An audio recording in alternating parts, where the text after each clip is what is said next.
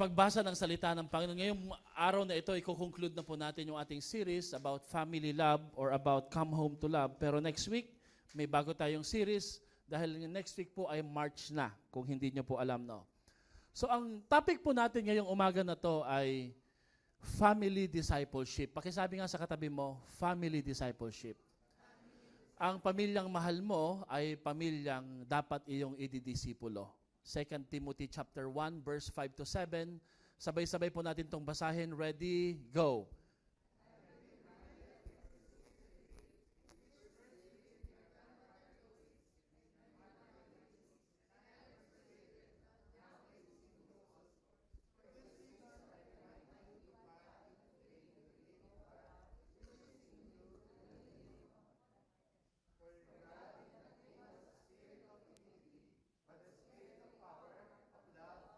And self-discipline. Chapter 3 po, tutuloy natin. Ready, go? Continue in what you have learned and what have become convinced of.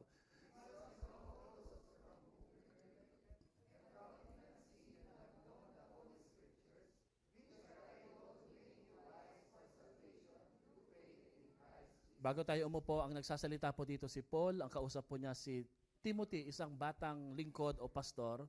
Sinasabi ho dito na dahil sa kanyang lola na si Lois, si J.L. Lois po iyon, at ang kanyang nanay na si Eunice po nandito, no? Pinangalan lang po sila. Sila po'y kinasangkapan ng Panginoon at ang pananampalatayang unang natanggap ng kanyang lola at ng kanyang ina ay ipinasa po niya sa kanyang anak na si Timoteo. At sabi dito, and from infancy you have known the Holy Scriptures. Ibig sabihin ba nung baby pa siya ay naririnig na niya ang salita ng Diyos? Dalawa pong interpretation nito, no? Possible po, nasa tiyan pa lang po siya ng kanyang nanay hanggang siya po niluwal bilang sanggol. Binabasahan na po siya ng Bible ng kanyang mga mahal sa buhay. Or, it could also mean that infancy could mean a stages of spirituality. Siya po'y batang mananampalataya, pero siya po'y pinasimulan na. And alam natin, ang konsepto po dito is discipleship should start early in our family. At ang church po natin ay isa sa culture po talaga na atin pong pinapauso dito. It's all about discipleship. And we're going to talk more of it, pero mag-pray muna tayo. Lord, maraming salamat po sa kabutihan nyo sa aming buhay. Salamat po sa mga nagdaang araw. Salamat po sa regalo na natanggap namin kanina, ang regalo ng buhay at paghinga. Salamat po dahil everything that we want, Lord, are coming ahead of us, O God. And everything we need is already in us, O Lord, our family. Today, help us, Lord, to be thankful, grateful. At hayaan niyo po, Panginoon, bawat isa ay makapagpahinga sa inyong salita, makapagpahinga sa inyong presensya. Habang kami po ay nakikinig sa inyong salita, renew our mind, renew our spirit. Remove all the worries, all the concern, Panginoon. At pansamantala ay amin pong ibinibigay, Panginoon, sa inyo ang aming mga kabigatan at nagtitiwala po kami, Panginoon, na kayo po magpapalakas sa amin para malagpasan ang mga hamong ito. Lalo na po ang aming pamilya na siyang pinakamatinding project namin sa aming buhay. Kung paano ho namin ito maaalagaan. Sabi nga po kanina sa kanta, Lord, help us to build our life according to the right and sure foundation. Help us, Lord, to build our house sa tamang pundasyon. Lord, siguro po yung ibang mga tao ang daming binibuild. May binibuild silang popularity, position, possession, and even, Lord, prestige, followership. Pero, Lord, help us, Lord, to build our family that we dearly love. Sapagkat no amount of success outside can compensate failure inside the family. Kahit gaano kami katagumpay sa labas, if we're seeing our family, Lord, failing, sinning, Lord, disobeying, at nakikita namin may mga conflicts na hindi naayos, wala hong kwenta ang tagumpay, Panginoon, na natatamasa namin sa panlabas. And we know, Lord, kayo po ang aming kakampi at ang simbahan ng kakampi po sa pagdidisipulo sa aming pamilya. Guide us, lead us. In Jesus' name we pray. Amen. Let's all be seated po. At sa ating pag-upo po ay mapapansin nyo po, no, na medyo umiinit na. Kaya sino ho dito ang kuryente, bill nyo po nitong buwan ng January medyo mababa ng konti, no? Pero ano kaya yung bill natin ngayong March, no? Pero we're so thankful. By the way, yung pinuntahan naming campsite ay isang campsite po na napakaganda, napakatahimik. Talagang tahimik po talaga dahil ang katapat po noon ay sementeryo po, no. At bro, malapit doon sa inyo, kina Kuya Sir, no. At sabi ko nga, nung gabi, sobrang tahimik na, talagang wala na pong tao naglalakad. Sabi ko, siguro dito hindi nahihirapan ng mga nanay pag sinabihan nila yung mga anak nila na wala nang lalabas, no. Wala na ho talagang lalabas dahil tahimik po at malayo sa kabihasanan, no. Pero ang ganda po, sa isang minimal amount, kaya thank you dun sa ating camp director, sa ating camp staff. Sila po ay talagang nagsumikap para gawin ito. And we are starting to pass the baton, yung mga ganong klaseng details of leadership na gagawa na nila. Hopefully po ay darating ang panahon na talagang mararanasan po nilang mag-lead sa tamang panahon para po sa mga bagay na ito. So we're going to talk about family discipleship. Ano po ba, Pastor, ang ibig sabihin ng family discipleship? Saka ang pangalawang tanong ay, pwede po bang magsabay ang discipleship sa family? Family is relational, discipleship is spiritual. Well, ang totoo po niyan, ang discipleship, ang pinakamahalaga po na trabaho natin sa ating pamilya. Sa simpleng definition po, ang discipleship is our topmost priority. It is the main activity, the main thing, and the only important lasting legacy that we could ever give and leave to our dear family. Yung po bang alam natin na ang ating pamilya ay nasa maayos na kalagayan? Hindi natin pinag-uusapan dito yung perfection. There is no such thing as perfection na talagang yung mga anak natin, asawa natin, sobrang bait, lumulutang na sa hangin, hindi na nakakapagsalita, ano? Siguro patay na pagka ganun, no? Ang sinasabi ho natin dito, sila po ay nalalagay sa order, sa tamang order ang kanilang buhay. So, andyan po yung mga keyword. Discipleship is priority, it's the right activity, and it's the lasting legacy na pwede nating ipamana sa ating buhay. Ang tanong ho ay, does our world today value discipleship? Pinapahalagan po ba ng mundo natin ngayon ang pagdidisipulo sa kanilang pamilya? You know, this week I came across this balita na ang Blackman family po ay, lalo na po yung mag-asawa, ay nag-desisyon na maghiwalay na sila. And very touching kasi kung kayo po ay into social media, makikita nyo po sila. Very cute yung dalawa nilang anak. Sila ho yung mga marunong magtagalog at magbisaya. At pati yung kanyang asawang lalaki, si Josh. Sino ka ulit to? Si Geraldine ba to? Okay. Pilipina. Sila po yung pumirma sa GMA, sa Sparkle Recordings. Grabe, no? Pumirma ho sila para ang lahat ng rights ng kanilang mga YouTube, video at TikTok accounts ay ang magbabayad ho doon yung GMA mismo. Ganun po sila kasikat. Sinusubaybayan, millions of followers. Pero nung nag-apologize po yung wife, no, hindi naman po ako chismoso, no, pero napanood ko lang to, na-realize ko po, no, bakit kailangan sa social media yung apology? If this is a personal thing or family thing, hindi po ba't maganda that it should be done in a private and family thing as well? Now, ito yung danger ng social media because you want to influence viewers but you ended up that the viewers are influencing you. Imbis na ikaw ang nag-iimpluwensya sa social media, sa mga nanonood, sila na nagdidikta, no? Sila na nagsasabing, ito yung sikat, ito yung dapat na makita, no?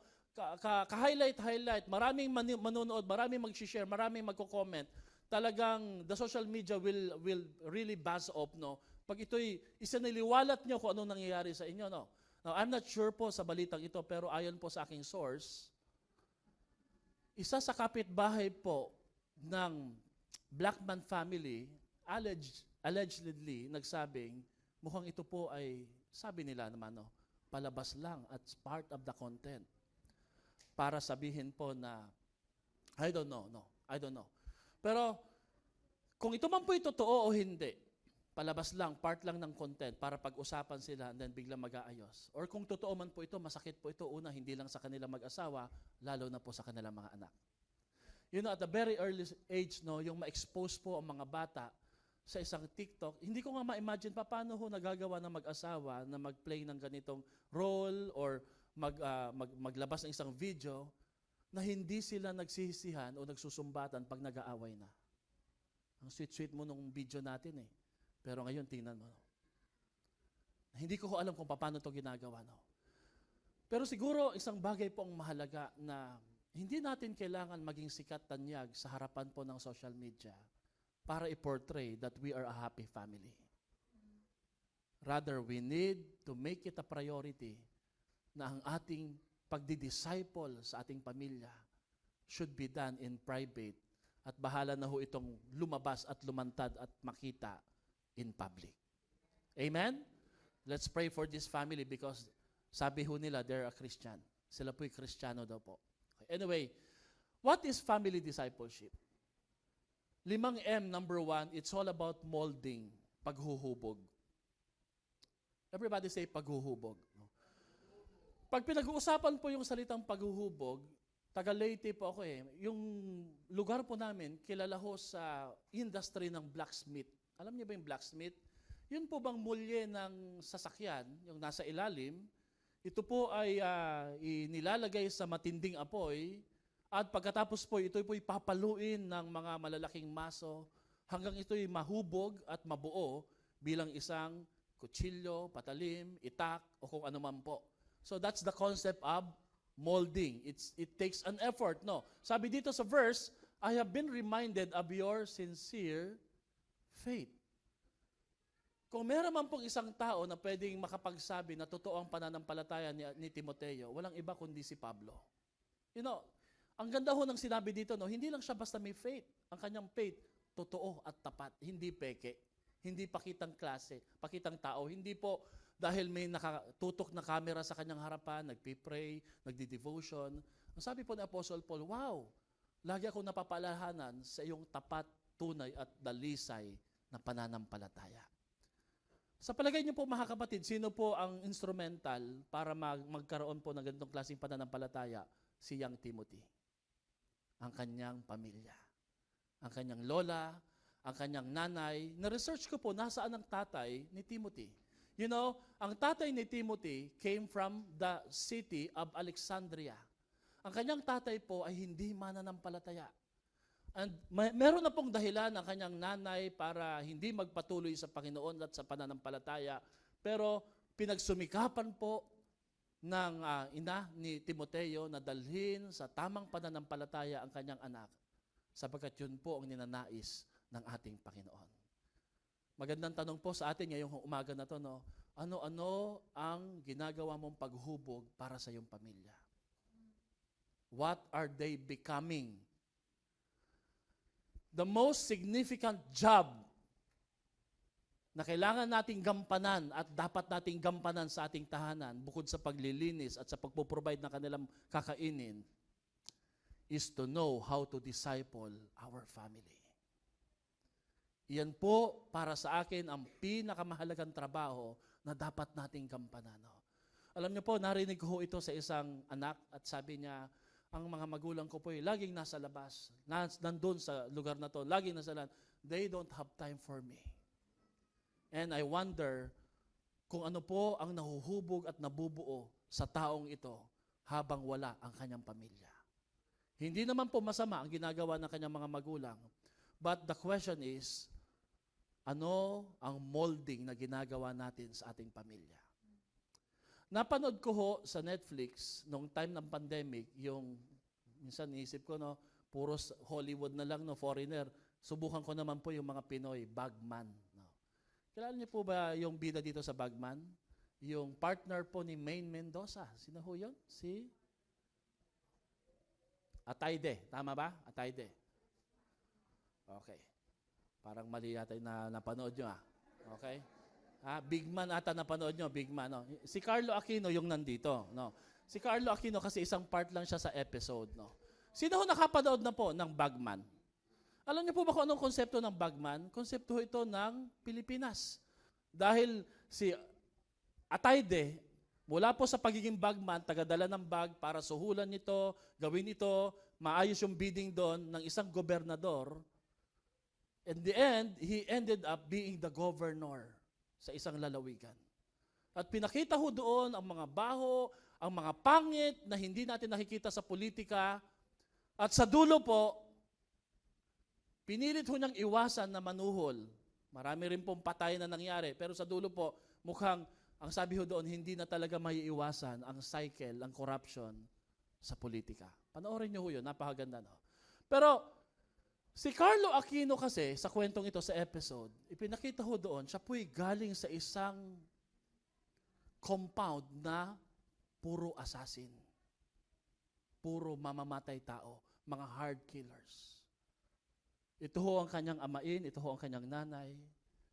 Nung pumalya si Carlo Aquino para i-assassinate ang isang kalaban po o katunggali ng isang gobernador, siya po'y ibinitin, tinalian po sa paa at binitin at pinaghahampas na kanyang tiyuhin sapagkat hindi po niya na-fulfill ang job according to the training that he got from their family. So this family is molding a family of assassin. At alam niyo po, akalain niyo po ba kung ito'y kwento lang? Hindi po, totoo ito. Maraming pamilya, ang kanilang way of discipling sa kanilang mga anak at sa kanilang mga younger generation ay kung paano ho sila gagawa ng mali, paano ho sila magkakapera, paano ho sila papatay ng tao. At ang magandang tanong ho dito ngayong umaga na to, ano ho ang binubuo at hinuhubog mo sa iyong pamilya? Amen?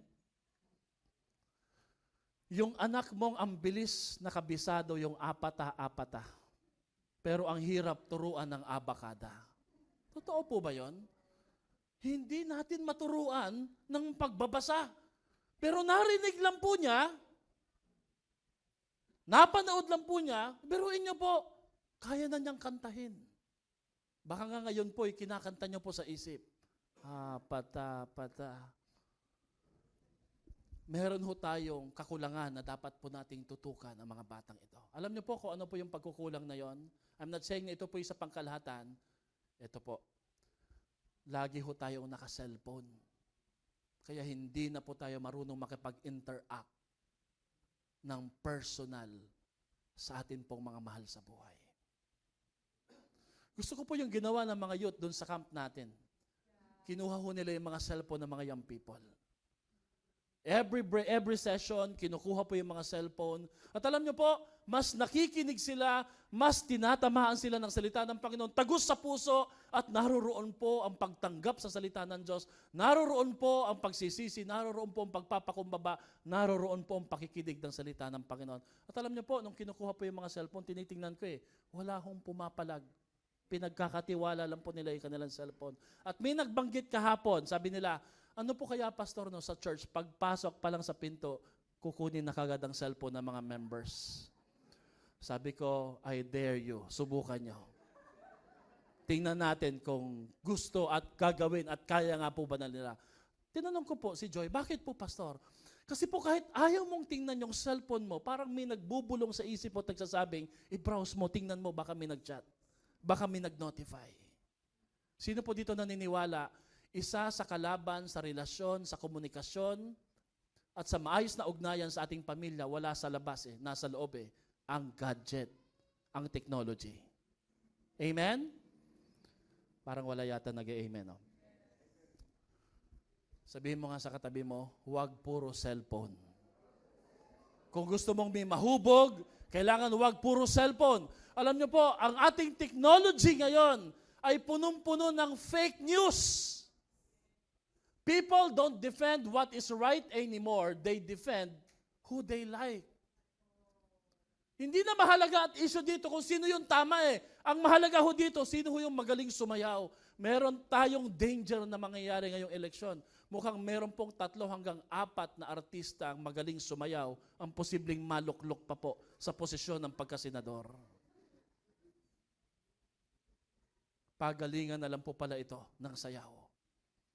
Fake news comes to light and it makes the surrounding dark like night. So we need the right information. We need the Word of God in order to disciple our family.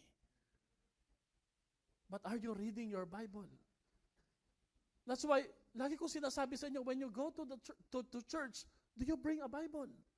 Because if you can't bring a Bible, sa church na nga lang, kaya mo bang basahin yan sa bahay? Kung hindi mo nga madala sa tahanan ng Panginoon. Kung papasok ka sa eskwelahan, anong manual mo? May libro kang dala-dala. Kahit mabigat, bubuhatin mo eh. Dadalhin mo eh. Sa church, ano po ang manual natin? Bible. Tingnan mo nga yung katabi mo kung may Bible o wala. Leader pa man din, no?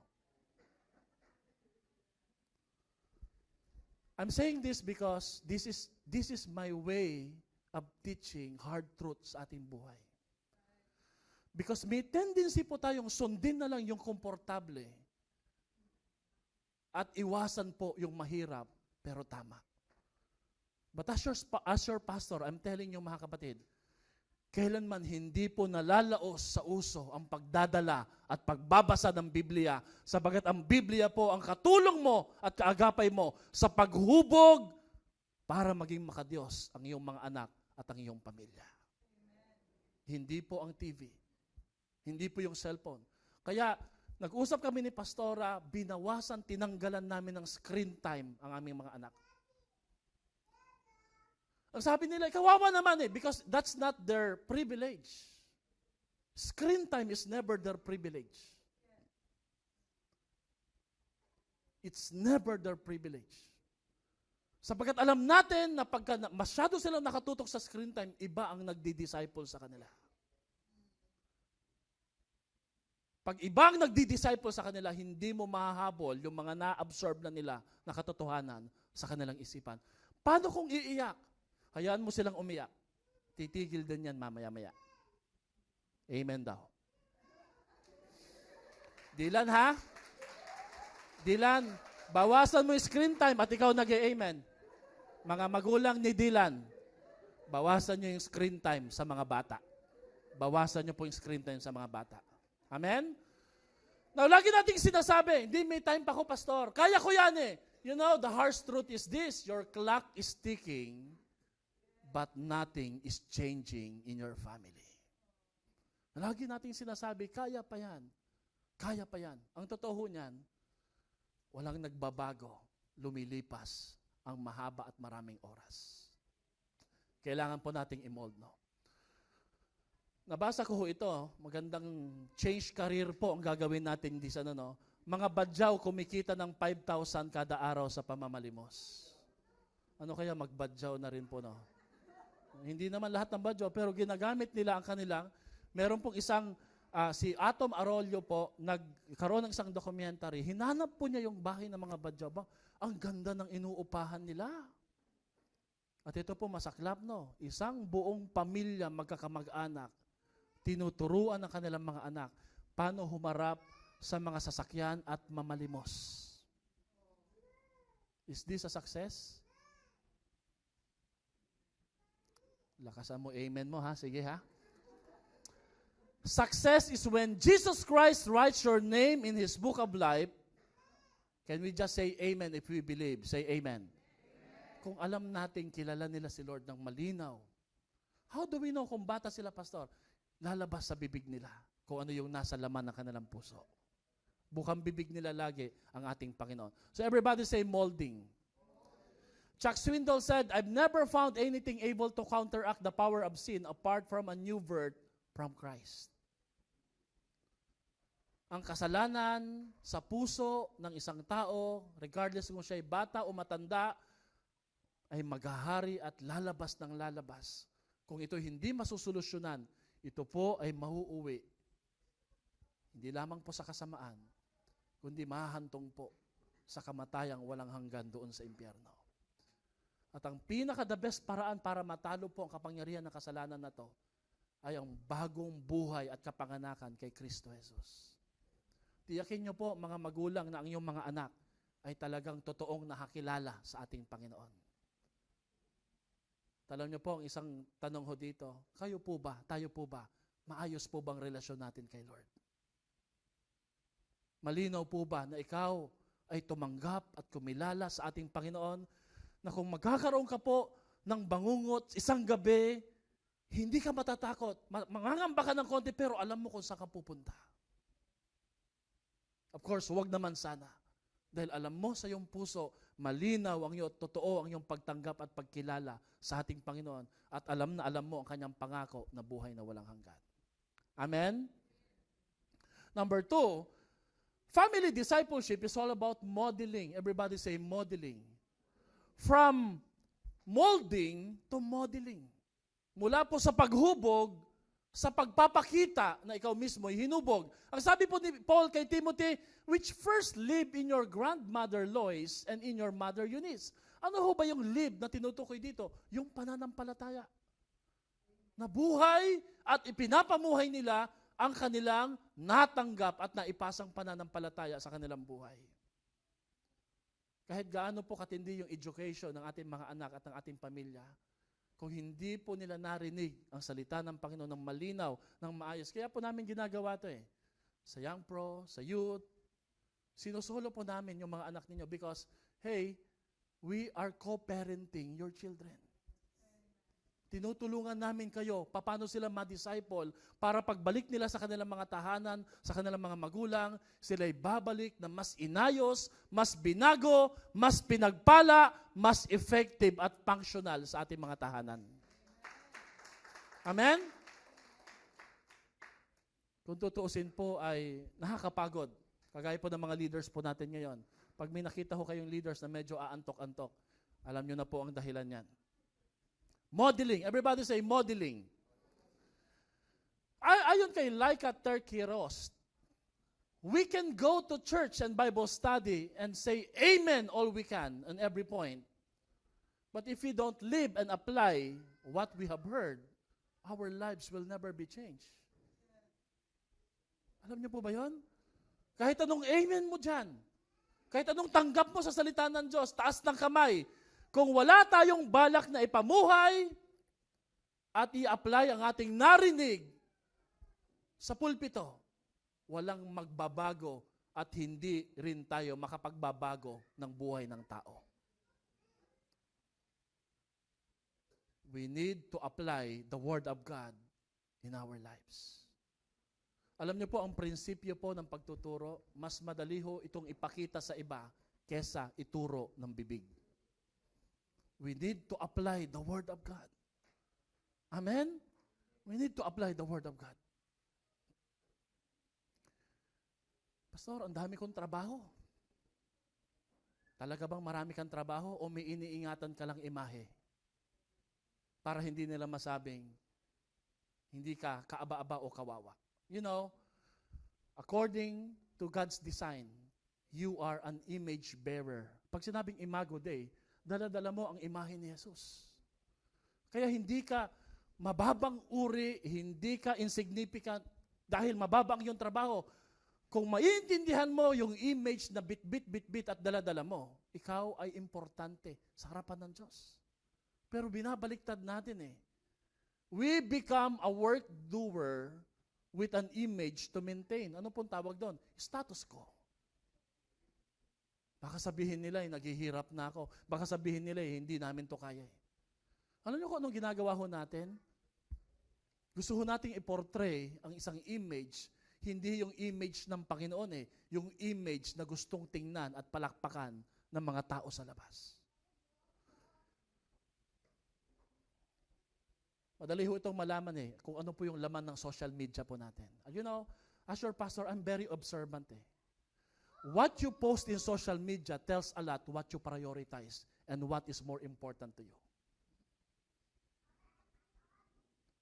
You know, kung naiintindihan mo na ang image ni Lord ay malinaw sa buhay mo, hindi mo kailangang i-please ang maraming mga tao. You don't need to please people. You don't need to apologize to people just because you are a Christian Just show the image of our Lord in our life. Now, if they can't accept that, don't apologize. Dahil hindi mo kailangan mag-sorry sa isang pagkakakilanlan o paninindigan na alam mong mahalaga sa iyong buhay at sa ating Panginoon. It tells a lot. It really tells a lot, no? Ang bilis nating mag-quote ng mga joke, ng ganito, ng picture, no? Are you being proud that you're a Christian? That you're a member of Zion Christian Fellowship Baliwag? That you are associated with this kind of people, no? Meron tayong tendency mamili ng tao, no? Pag ito, hindi naman kasi ito sikat, hindi naman ito kilala, eh. You know, ang respect mo at value mo bilang tao ay makikilala kung paano mo nire-respeto ang isang taong walang posisyon at walang halaga sa mata ng lipunan. It tells a lot about our character. Amen? The faith, the hope, and the love that we have lived in ourselves will be the same faith, hope, and love that our children will live with themselves. Paglaki nila, hindi nila maalala kung saan kayo nagpunta, anong kinainan nyo, ano yung, magkano yung laman ng savings ng bangko o ng pera, ng bulsa natin. Ang maalala po nila yung moments na kasama natin sila sa ating mga buhay. Yung panahon po na sila po'y hinubog ng salita ng ating Panginoon sa kanilang mga buhay. Pakibasa nga po natin ito ng sabay-sabay. Ready, go? It's possible to be good Christians that believe and do all the right things, yet still miss what God truly desires from us to do, the important thing. So hindi na po dito issue kung masama po ba tayong tao o hindi. Ang issue ho dito ay nagme-maintain na lang po tayo ng status quo. Ang magandang tanong ho dito, inaalam po ba natin kung anong kalooban ng Diyos sa buhay natin? And how do you know what is the will of God in your life? By doing the inconvenience. Yung hindi mo gusto, most likely, yun yung mga bagay na gusto ni Lord na ipagawa sa iyo ng ating Panginoon. Amen? Sabi ni Gary Thomas, basahin nyo nga po ito para sa akin, sabay-sabay. It's a trap.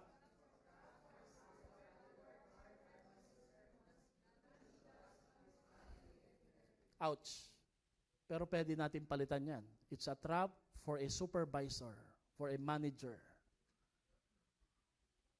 Whatever your profession. For a businessman, businesswoman, a teacher, to work harder on his job than he does on his family and his marriage.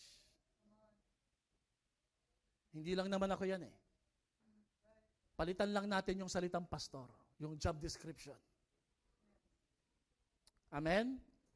Mahalaga po ang modeling. Number 3, discipleship is mimicking. What is mimicking? Paggaya.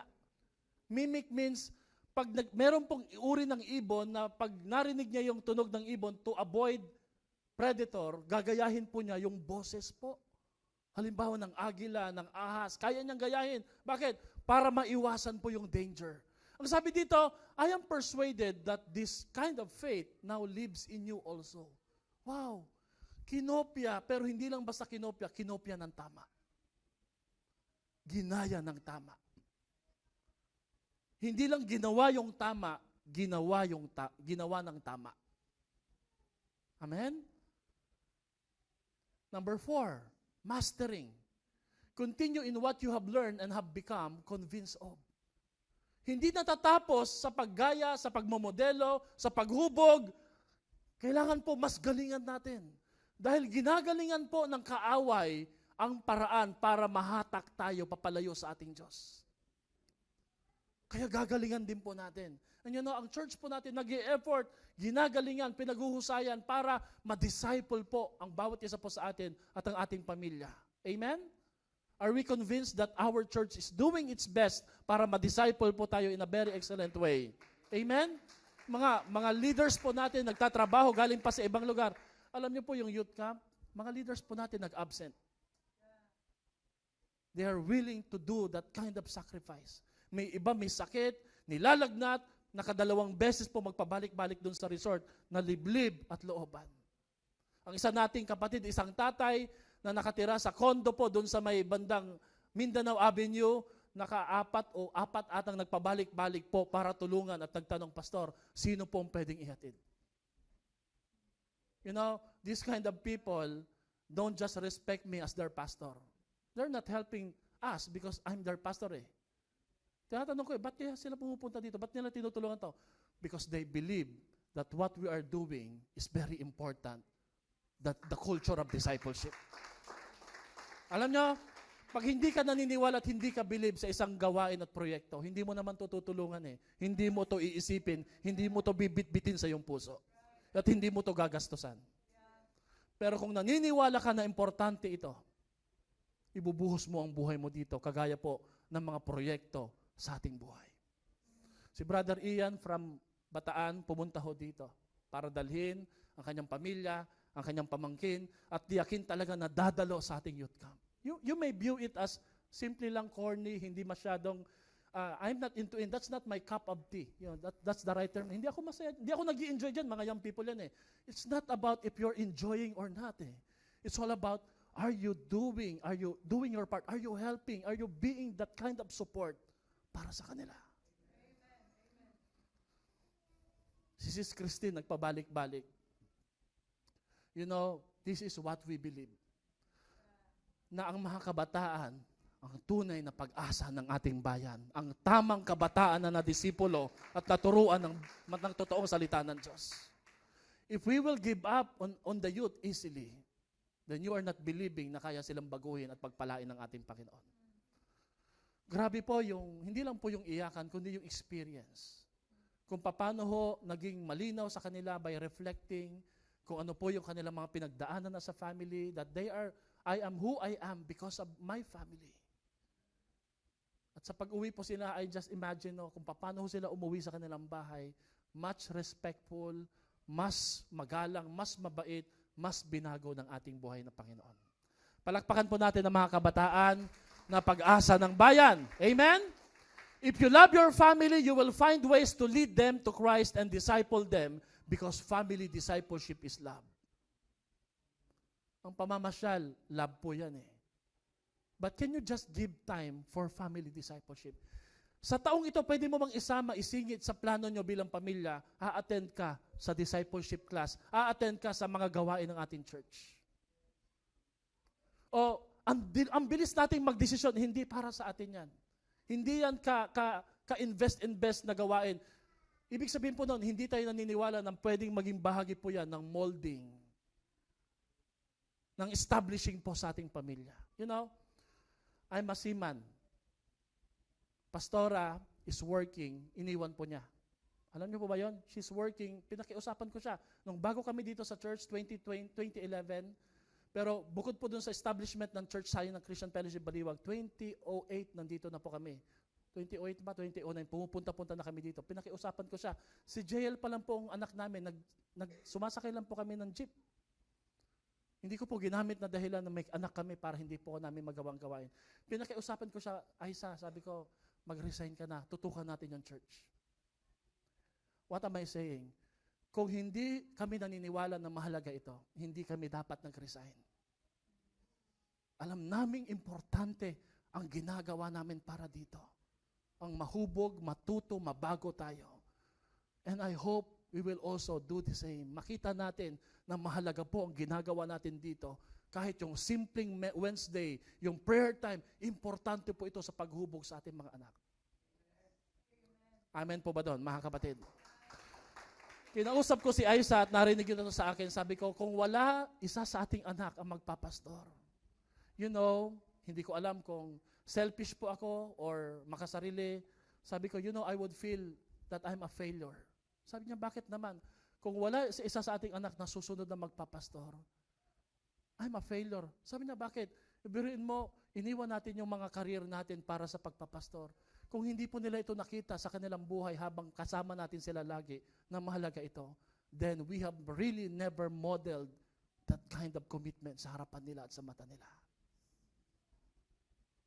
Thank you, Lord. May isa o dalawa sa kanila lagi nagsasabing, magpapastor po ako, Papa. Nagja-jack and Poy lang lagi si Jethro sa si Jael kung sino ho sa kanila magpapastor. Pero lagi sinasabi ni Jael, ikaw, Jethro, ikaw ang lalaki. Panglima at panghuli, discipleship is mentoring. From infancy, you have known the Holy Scriptures. Bakit ang hirap na pong i-disciple ang mga batang malalaki na? Kasi hindi natin sinimula nung bata pa sila. nung okay pa yung puso, yung nagmamano pa, yung nakikinig pa sila, yung pag tinawag natin, sumusunod pa eh. Pinabayaan natin. Sino dito nagkakape? Pag may kape kang tinimplat, hindi mo agad ininom, lalamig. Pag pinabayaan mo yung time na binigay sa iyo ng Diyos, lalamig po ang puso ng isang tao. Para silang traffic light,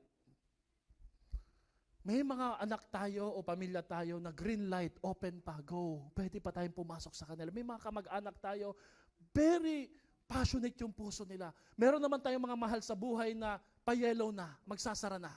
Alam niyo kung anong ginagawa sa yellow pag Pilipino ka? Bilisan mo, ibit mo. Sa iba, hihinto ka, di ba? Pero may mga kasamahan tayo sa bahay na nagre-red na. Ibig sabihin nun, pasara na. Kailanman hindi na tayo makakapasok sa kanilang mga buhay. You know, ano pong sinasabi dito? This is urgent than our job, than our work, than our business. This is very urgent. Pag hindi po natin ito ginawa ng paraan, mahihirapan po tayong i-disciple pag malalaki na sila. May sarili na silang desisyon. Hindi na natin sila maaakay sa gusto nating puntahan. Baka nga mauwi, tayo pa ang mag-aakay sa kanila. Tayo pang maaakay nila sa gusto nilang puntahan. Sabi dito, are you concerned about the increase in artificial intelligence? AI. Grabe sa AI, mag-search ka lang, lahat ng topic, lahat ng gusto mong sabihin, ito matindi. Pati po campaign jingle, kayang gawin ng AI, ng ChatGPT. Banggitin mo lang kung sino ka. Halimbawa, ako si Ian, tumatakbong konsehal, pangako ko hindi ko kayo pababayaan dahil mahal ko ang pamayanan ng Bataan. Subukan mo yan. Sinubukan ko po eh. Tumugtog, kumanta po talaga siya. Lahat po, ma-amaze po kayo sa AI. Pero ang tanong ko dito, are we concerned on the decrease of real intelligence? Yung totoong katalinuhan na nagbumula sa salita ng Diyos. Yan ho ang totoong talino. Magagaling, no doubt, ang mga millennials, Gen Z. Pero ang tanong ho doon, dala-dala po ba nila ang right information, right knowledge na nagmumula sa salita ng Diyos? We need to become a family hero. Alam nyo, wala ka nang magagawa sa mga desisyong ginawa ng iyong mga naunang mahal sa buhay. Magulang, ninuno. We can do anything about our ancestors, but we can do something on our descendants. Yung papasunod sa atin. Ano yung kokopyahin at gagayahin nila? We can bring them into the protection of God's grace and love if we do something right now. Hard decision of discipleship. Amen? If you are teaching and winning and bringing and causing your family to know who Jesus is, God says, you're my family hero. Ikaw ang bayani ng pamilya mo. Bida ka sa harapan ko. Bida ka sa akin. God is looking for a family heroes. And it just takes one to begin a miracle in a family. Do you believe on that? May himalang pwedeng mangyari sa pamilya eh. At naghahanap ang Diyos ng isang tao na miyembro sa pamilyang iyon para gamitin niya at maging kasangkapan at daluyan ng himala sa iyong pamilya. Kailangan po nating maging isa sa mga tao na yon na magdadala ng himala at pagpapala sa ating pamilya. Sabay-sabay natin, na-forward ko. Okay? Family discipleship is scary, messy. You know, pag nagsimula na ho tayong magtanong ng mga seryoso sa ating pamilya, medyo corny, medyo magagalit sila, may mahuungkat na mga mali, na masasaktan po tayo. Nakakapagod po yan. Pero lagi niyong tatandaan, ito po'y may pangako na buhay na walang hanggan. Believe in the Lord Jesus Christ. You and your family will be saved. Alam niyo po ba kung ano mangyayari sa April? Family camp. Matapos po ang mga sunod-sunod po na mga series na gawain na ito, magkikita-kita po tayo at kakaroon po tayo ng baptism. And it's possible po, isa ho sa inyo, isa sa ating mga pamilya, ang ibabaptize dahil po nakakilala sa ating Panginoon. In application, how do we do this family discipleship? Sino ho dito, ngayong umaga na to, you believe that discipleship in the family is very important, our top priority. Amen? Number 1, we must accept the responsibility. Hindi po ito responsibilidad ni pastor. We are the primary spiritual leaders of our home. Did you know that? Dito sa church, ako po ang pastor. Pero sa bahay po ninyo, kayo po ang leader. And you don't need a position to lead your family. Because in your family, you are the spiritual leader. We must start taking charge and lead our family to Jesus. Sino ho dito ngayong year na to, isa sa mga plan mo, top plan mo, lahat ng mahal mo sa buhay, makakilala kay Lord, madala sa simbahan, maakay sila sa ating Panginoon. That's our goal because that's our responsibility. Ang tanong, are we accepting that responsibility? Alam nyo, bakit hindi masyadong maraming nasisave? Kasi iniisip mo, trabaho ni pastor yan. Trabaho ng cell leader yan. Number 2, let us be intentional in family discipleship. Because discipleship never happened by accident. Nakarating ho kami doon sa San Rafael Resort dahil sinadya namin pumunta talaga doon. Nangyari po ang youth camp kasi sinadya po talaga namin magkaroon ng youth camp. Nangyari po ang couples fellowship, yung counseling dahil sinadya po natin kumuha ng family counselor. Nag-chat po si Pastor Kenneth sa akin pagkatapos po ng North Loop po niya. Kaya pala hindi nagre-reply sa akin eh. Nag-North Loop po pala si Pastor. Sabi niya, Pastor, kahit hanggang apari pa yung gawain na yan, pag tinawag at chinat niyo uli ako, babalik ako uli sa church ninyo. Wow! Sige po, palakpakan natin si Lord. You just don't wander into spiritual maturity. You have to possess an attitude of intentionality. You've got to make discipleship a top priority. Sabihin mo nga sa katabi mo, be intentional. Sa Tagalog po, sasadyain natin. Meron ho dito, sa una po ang ginagawa nila sa kanilang pamilya, mga kapatid, mag-church ka, pagkatapos pupunta tayong SM, kakain tayo ng Jollibee. Intentional po talaga. Mag-church ka, birthday mo, doon natin isa-celebrate pagkatapos muna ng church. Intentionality. Lahat ng mga bagay na gusto nating mangyari, sasadyain talaga natin. Kasi hindi ito nangyayari ng aksidente. Ito'y nangyayari na ito'y sinasadya at pinagpaplanuhan po talaga natin. Amen? Number 4, we must take advantage of every opportunity. We need to turn our family moments into God moments with much sensitivity and intentionality. Ibig sabihin po noon, babasahin mo po ang panahon. Ito po ba ay isang pagkakataon na bukas na ibinibigay ng Diyos para sa atin? And we must be sensitive para mangyari po yon. And the Lord is opening opportunity po through our church para makita natin na ito na po ang mga binubuksan ng Panginoon. Let me give you an example. For example, do fun family devotion. Ginagawa po namin sa bayan. Jihaya, you do first. Jethro, this time si Jihaya, ang pagbabasa niya ng Bible, dinadaan na po niya sa pagkanta. Kasi may gift po siya of singing eh. Habang binabasa niya yung Bible verse, kinakanta na po niya. And we do powerful prayer times. Nakakapagod po bang manalangin? Nakakapagod. Pero mas nakakapagod mag-alala kung paano natin susolusyonan yung problemang dapat hindi nangyari kung nanalangin po tayo. We need to have super worship Sunday service. Eh kung tayo mismo hindi excited mag-church, paano naman sila magiging excited? Ang excitement sa church nangyayari, Friday pa lang, Sabado pa lang, ini-excite na po natin sila. And we need compassionate correction. Sa bahay, ako mamamalo, pag kailangan talaga, pero ngayon, bihira na, o magko-correct, pero yung, si Mama Ice ang mag-check, magsasabi, bakit ka napagalitan? Hindi yung sabay. Kasi mangyayari ho doon, para tayong Avengers, no? Avengers assemble. We need to have a devoted dinner time. Sino ho dito, mahalaga sa inyo ang sama-samang pagsasalo at pagkain? Hindi ho yung may nauuna. Tama? Alam niyo, kagandahan ng unang panahon, no, dahil isa lang yung ulam, konti lang yung ulam, dapat talaga sabay-sabay kumain. Pero ngayon, may kakayanang bumili, mamaya na lang po ako, no? And then, we need to have a godly getaways. and then purposeful place sa ating mga pamilya. Amen? Basahin nga po natin ito. Family discipleship involve those unexpected situations that pop up, and we call it, come on, read it, the God moments. When a door opens for spiritual conversation from chit-chat to God chat.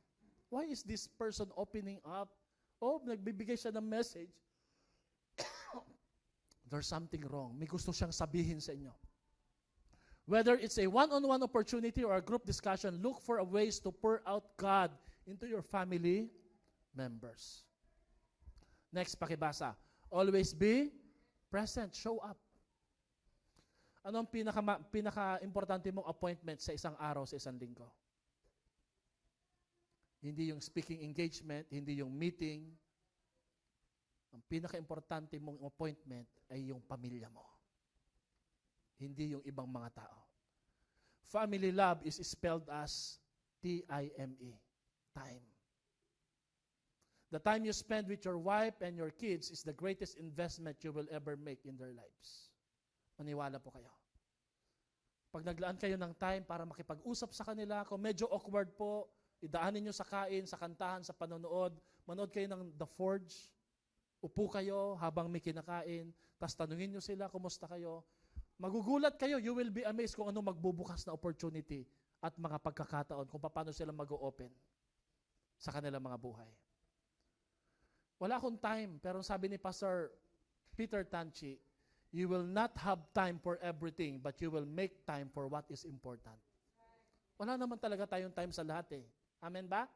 Kaya nga tumatanggi tayo eh. Pero lagi tayong may time sa mga bagay na mahalaga. Kahit wala na tayong time, basta mahalaga sa atin yon. Isang chat lang, isang text lang, pupuntahan natin yon eh. And that shows our top priority sa buhay. Your time and your schedule will show your heart, your commitment. Kung sino po ang mas mahalaga sa buhay po natin. And then panghuli po, never ever give up. Huwag kang susuko. Parenthood does not end in season. It's a lifelong calling. And learning how to disciple your family means accepting that lifelong calling, you will always be your family discipler. Kahit may edad na sila, malalaki na sila, hindi natatapos ang pagdi-disciple sa family. Ito po yung gusto ko. Your responsibility as a spiritual leader of your family only ends when you stop breathing and your heart stops beating. Pag hindi ka na humihinga, tapos na. Tapos na. Qualified po ba tayo? Pakibasa yung sagot. Ready, go. You are perfectly imperfect for the, parang contradiction yun, no? Ikaw ay akma na hindi akma sa trabahong ito. Kasi hindi tayo perfect. At isa po sa number 1 po na pipigil sa atin yung ating mga past mistakes. Yung ating mga bad decisions. But how do you correct past mistakes and bad decisions in the past? How do you correct? By doing right decisions in the present. Wala ka nang magagawa sa mga maling nagawa mo sa nakaraan. Pero pwede mong i-correct at itama sa paggawa ng tamang desisyon sa kasalukuyan at sa hinaharap. Amen? Wag mong bugbugin yung sarili mo sa self-pity. God knew exactly what He was doing when He brought your wife and your kids into your life. And with God's help, you can offer them something no one else can provide. Faith legacy for your family like Timothy. The truth is, hindi po hinahanap ng yung pamilya yung perfection. Ang hinahanap ng yung pamilya, pagbabago sa buhay natin. Yung gigising sila at marirealize nila, may nagbago sa pamilya namin. Gusto kong sumama sa pagbabago na yon. Amen? And God is into change. The church is into change. Anyway, yung love at devotion mo sa Diyos at sa kanila, ang pinaka-biggest impact at hindi na nila titingnan yung pagkakamaling nagawa mo sa nakaraan. Naniniwala po ba kayo mapagpatawad ang Pilipino? Do you believe? Mapagpatawad ang Pilipino? Oo. Binoboto nga natin kahit na nag-plunder na, di ba? Nangurakot na, binoboto pa rin natin. Nagtatap 1 pa. So, forgiving ang Pilipino eh. In other words, ang pamilya natin mapagpatawad din para sa atin. Palakpakan nga po natin si Lord. Mapagpatawad ang pamilya natin. Kahit na anuman ang nagawa pa natin, kaya nila tayong patawarin. Despite of our failures, they will see Jesus in us working and His love and grace in us. Yan ang pinakamahalaga sa buhay po natin. Pastor, paano ako magdi-disciple ng pamilya? Ang materials mo, salita ng Diyos, pagsamba, more hard work. Hard work. Bibigyan ka ng materials, ikaw gagawa, hindi si pastor. Sasamba kayo sa Panginoon. It would take a lot of effort, but it's gonna be worth it. Sinong kapartner mo? Ang church, ang life groups community mo. Sila yung nagko-co-parent po sa atin para po tayo ma-disciple at ma-disciple ang ating pamilya. If you are thankful sa iyong life group leaders, palakpakan po natin ang ating Panginoon. Kung nakikita natin ang halaga ng ginagawa nila sa ating mga buhay, hindi ito tungkol sa iyong mga sinasabi, tungkol ito sa kanilang nakikita. Baka mamaya nagtuturo tayo, disciple, bago tayo, tapos nakikita nila, nagiinuman tayo. May alak sa bahay natin.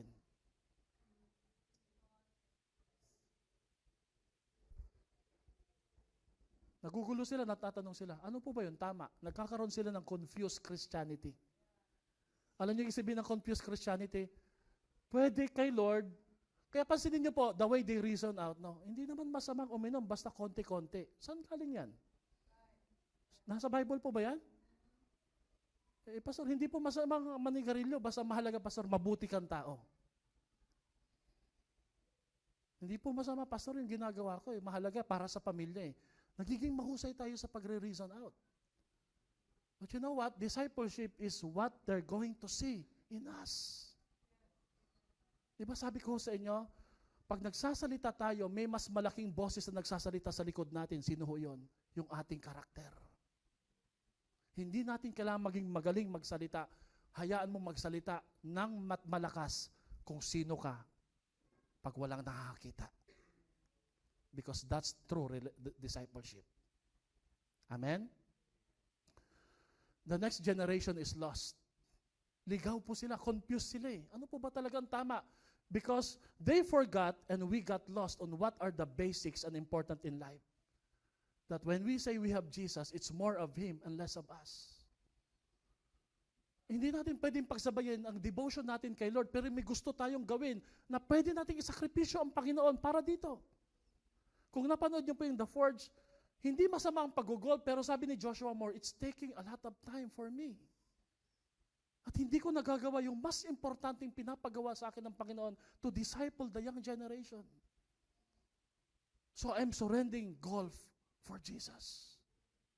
You know, marami tayong kalaban sa buhay na hindi masama, pero hindi rin po mabuti, na kailangan nating isuko sa ating Diyos. Parents, we have but a vapor of life.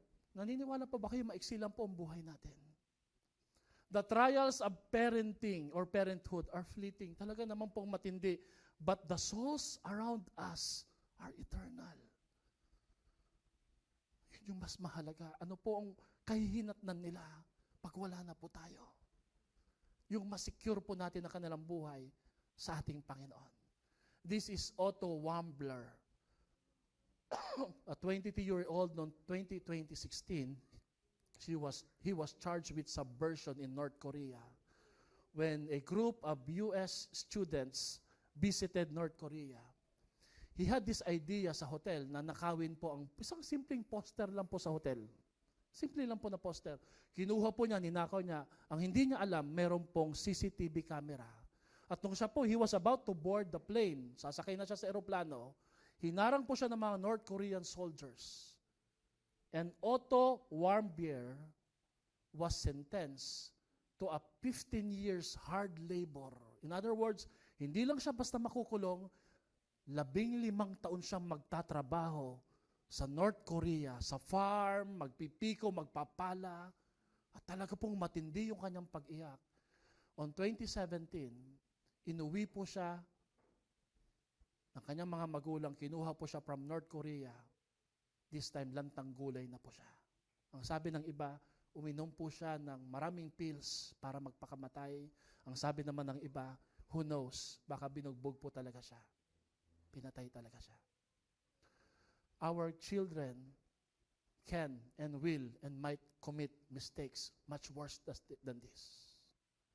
Discipleship is preparing and avoiding that kind from happening.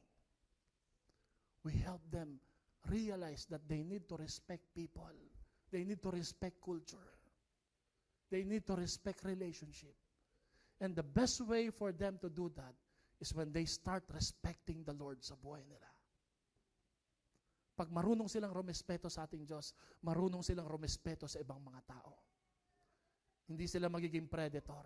Life is short, death is sure, hell is true, eternity is long, Jesus is the way, the truth, and the life. Maiksi ang buhay. Sigurado ang kamatayan. Totoo ang impyerno. Pero si Jesus ang daan, ang buhay at ang katotohanan sa sino mang magtitiwala sa Kanya. Tayo po'y tumayo para sa isang panalangin. Ngayong umaga na to, I am encouraging you, be a disciple first of Jesus before you can disciple your family. You know, malalaman po ng ating pamilya kung anong uri ng pananampalatayang meron po tayo. Kagaya po ni Timothy. Ang pananampalatayang namana niya sa kanyang mga magulang ay isang uri ng pananampalatayang dalisay, totoo at tapat galing sa ating Panginoon. Kung katabi mo ngayon ang iyong anak or family members or maybe your husband or your wife, gusto ko pong pakita nga natin yung the forged picture po dito. No? Ilapat natin yung kamay natin sa kanila. And we will also do this next week sa atin pong discipleship series po sa buwan ng Marso. We will speak blessing po sa mga anak natin. No? Alam nyo, meron daw pong dalawang bagay na hindi natin ginagawa sa anak natin. In the morning, don't shout at your kids or your teenagers because it will ruin their day. Pag nagkamali po ang mga anak natin, sometimes, I am guilty on this now. Don't shout on them. Bakit? Pag sumigaw tayo, it would ruin their day. Kakagising lang eh. Number 2, don't compare them with the other siblings. Because they are unique kumpara po sa iba. So rather, ang gawin po natin, ang lumabas sa bibig natin sa mga anak natin bago sila umalis sa bahay, anak, I want you to know, mahal na mahal ka namin. And I want you to know, God really loves you so much. Pag pumapasok po yung mga anak namin, we are changing our culture sa bahay. One step at a time. And it takes courage, no? Magaling ako magpastor sa church pero hindi ako ganun kagaling magpastor sa bahay. I admit it. Because it's always a struggle. Amen? At ang pag-amin po ang unang susi para sa pagbabago. My wife is helping me, I am also helping him, and our kids are helping us to disciple each other. Kung kasama nyo ngayon ang iyong katabi, yung mga anak, I want you to lay your hands to them sa balikat. At habang nakahawak po ang ating kamay sa kanila, kahit po siguro sa ating mga asawa, iunat natin yung kamay natin. Let's speak blessing sa kanilang mga buhay. Before I will pray, why don't you speak blessing sa buhay nila? Palabasin mo ang panalangin na umaasa ng pagpapala, umaasa ng pagbabago. Lahat ng pangarap mo sa iyong anak at sa iyong pamilya, sa iyong asawa, ipag-pray mo, padaanin mo sa panalangin sa tulong ng ating Panginoon. Prayer is powerful. And declare God's blessings to be upon them. We are God's builder. And we are builder of our family and relationship. Our family is a gift from the Lord, but it's up to us how we build our family. Hindi po ako magsasawang mag-pray, mag-preach, at manalangin at manampalataya na hanggat may natitirang family members sa ating bahay na hindi natin nakakasama dito, we will continue to pray and believe na sila po ay makakilala sa ating buhay na Diyos. Let us pray. Lord, thank you sa umagang ito. Thank you sa example po, Panginoon, ni Lois at ni Eunice, ang lola at ina ni Timoteo. Lord, behind every great man of God is a great grandmother and a great mother who truly loves the Lord and feared the Lord. Lord, pag humarap kami sa inyo, Lord, walang label. Hindi po namin may pagmamayabang kung sino kami, anong meron kami. Lahat kami, Lord, pantay-pantay sa inyo.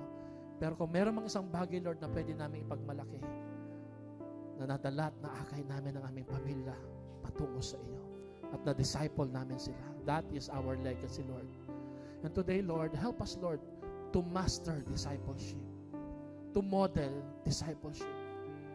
We can never disciple someone unless we are a disciple, unless we follow Jesus truly, faithfully, and consistently. Lord, we can never give what we don't have. Mahirap magbigay ng hindi naman namin natanggap agad-agad.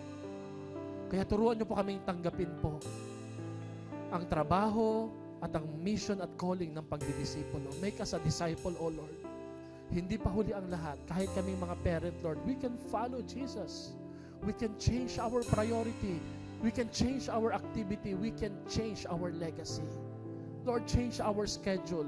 Yung mga pinapahalagahan namin sa buhay, help us, Lord, to start staying at home, reading our Bible, praying for our family, not giving up, Lord, that one day our family will be blessed and changed by our Lord Jesus Christ. Help us, Lord, to build the right foundation for our family. Lord, we speak blessings sa aming mga anak, sa aming mga asawa. Lahat kami dito, Lord, we need discipleship. We need to set an order sa aming buhay. Kasi ang gulo, Lord. Mukha kaming organized, pero Lord, ang totoo, our lives are out of order. And discipleship is the key, the solution to bring back the order in the family, in our lives. Thank you, Lord. By your grace and by your help, we trust in you. In Jesus' name we pray. Lahat na magsabi ng Amen. Come on, let's give God a big clap offering.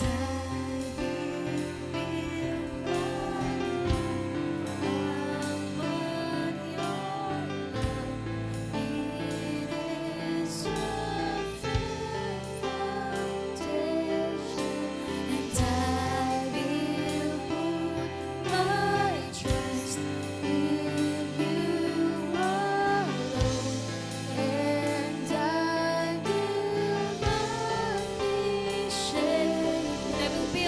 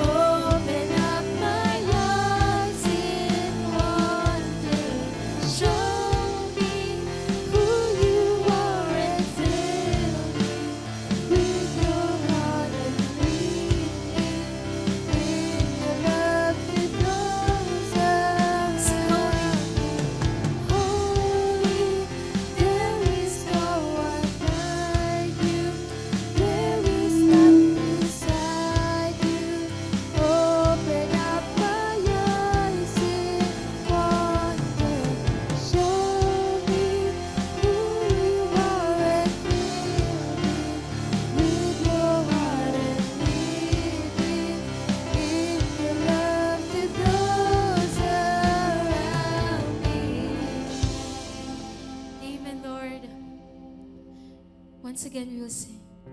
Oh.